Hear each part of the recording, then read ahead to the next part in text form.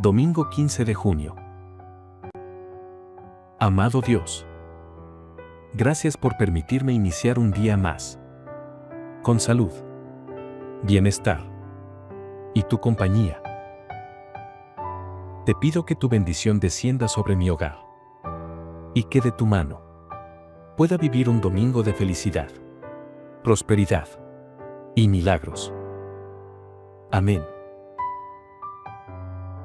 Deseamos que este domingo esté lleno de luz, amor y bendiciones para ti y para tu familia.